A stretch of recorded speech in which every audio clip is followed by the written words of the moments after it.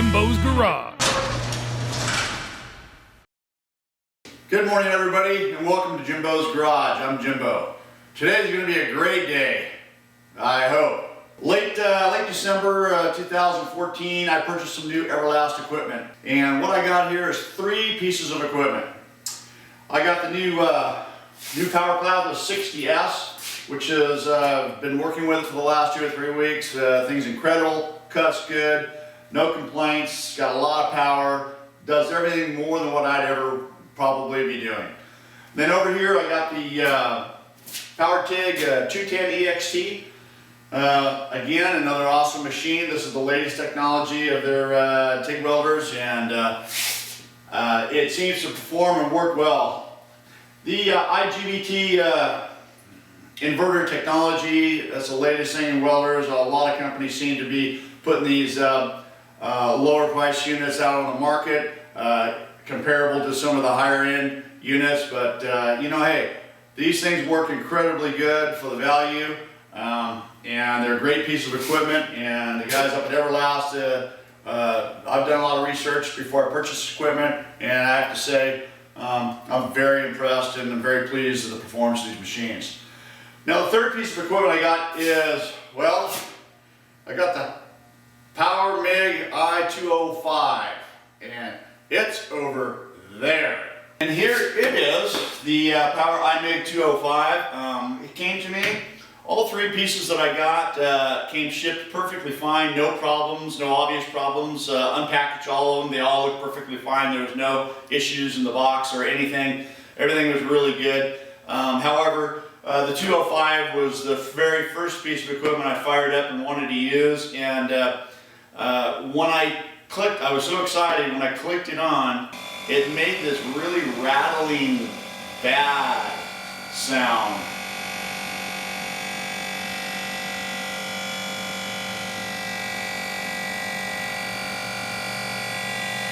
You know, me not having one of these new pieces of equipment, not certain on how these things are supposed to sound, maybe that's the way it was supposed to sound, but in my head I was saying, no, I don't think so, but something was wrong.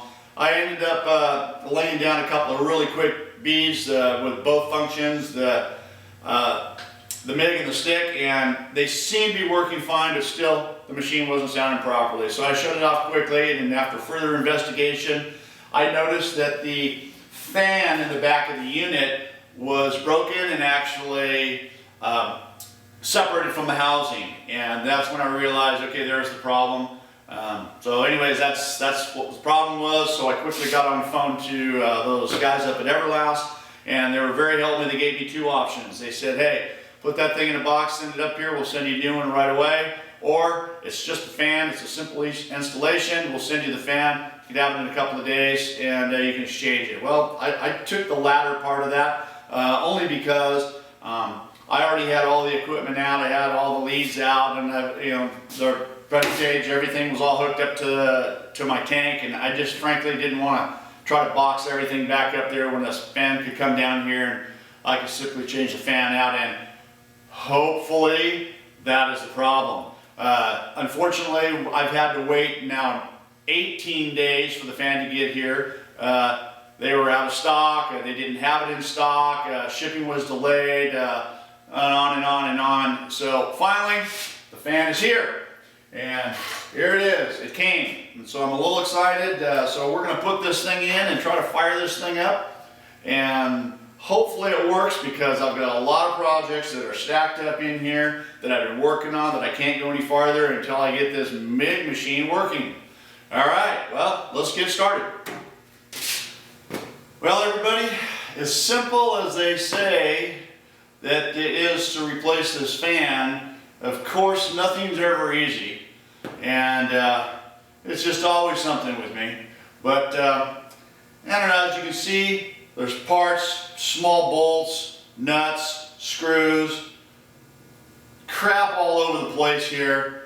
Nothing's really easy as it's supposed to be, but I think I'm getting closer. So I think, let me try to take the wire from the fan that weaves its way through this nightmare of components right here that I never thought that when I opened up the side of a welder it would look like a freaking computer. Amazing. But anyways, I kind of feel like a doctor over here, like a freaking surgeon, working with these small tools. I'm not used to this, but and I have to be really careful. I got a cluster of wires right here that's zip tied together, and there's small wires. Oh my gosh, if I cut something here, I think it'd be all over. So you gotta be really steady, really cautious, and get this thing cut. And I'm hoping I can get this fan out of here and get the new one installed.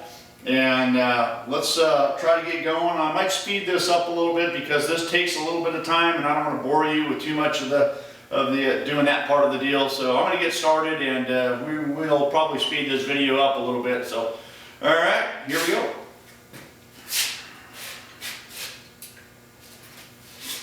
Let's get to cut this one zip tie here.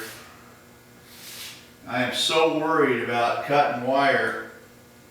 Just really, jeez, okay, well, there's a zip tie. You got it off. No problems with that one. Now, I gotta unplug this little tiny plug from the circuit board, and we get pliers.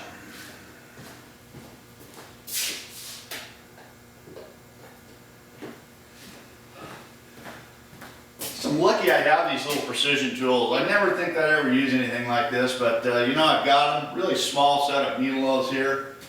See if I can get this around the small little clip. Pull this thing out. Yeah, jeez.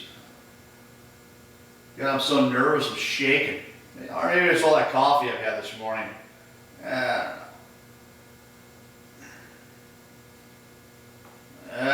There it is. Got it. All right. Now, there it is.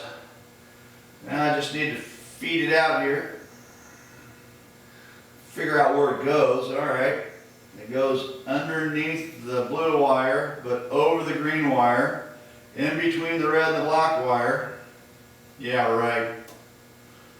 And there's the plug out. Now it slides down, and underneath all this, I should have been taking some pictures of all this so I could see where this thing's going. I hope I can remember to get it back in here. Now what happens here? All right, well, looks like it comes right down through here.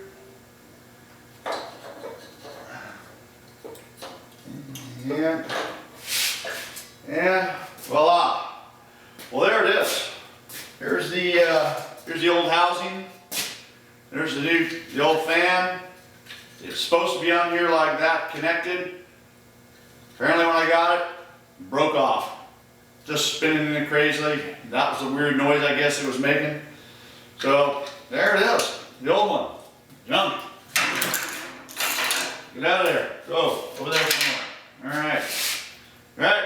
Here's a new one. All right. Let's put this thing in. All right.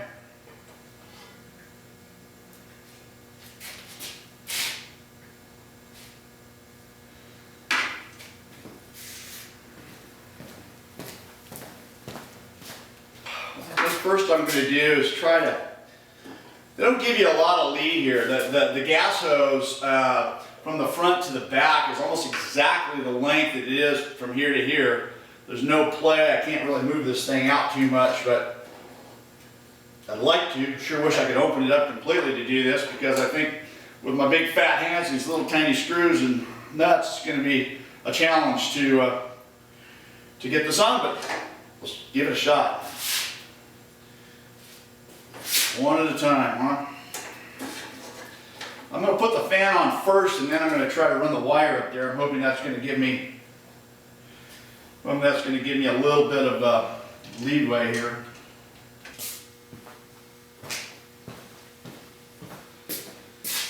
Okay, YouTube, we're back, and this thing is anything but easy.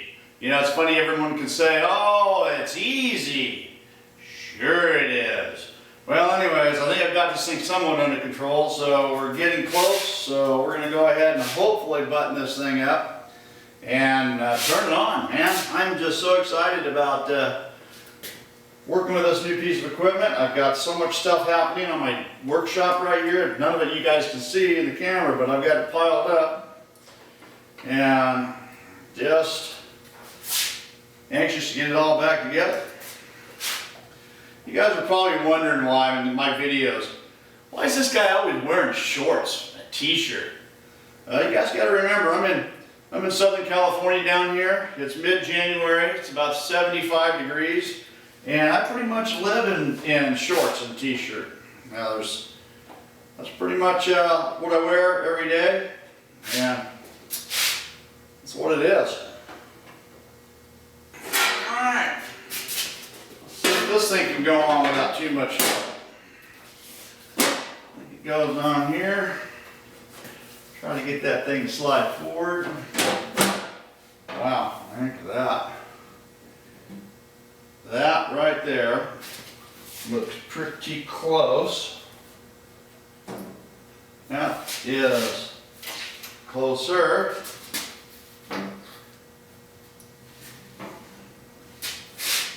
I think I'll get a couple of these screws started here. See if we can pull it all together. Almost complete here. Gonna tighten everything up. Turn this thing on. Man, I hope it works the way it's supposed to. Okay, well, there it is. All put back together. Let's plug it in, see if it works. All right, installation is all complete. Well, really kind of nervous here. The way this thing sounded when I first turned it on prior to discovering the fan was broke, it was a pretty gnarly sound. And I thought for sure something definitely more than what it hopefully is the fan. So I'm really excited. Let's get this thing plugged in and let's cross our fingers and hopefully this thing fires up the way it's supposed to. Okay, here we go. Come on, baby.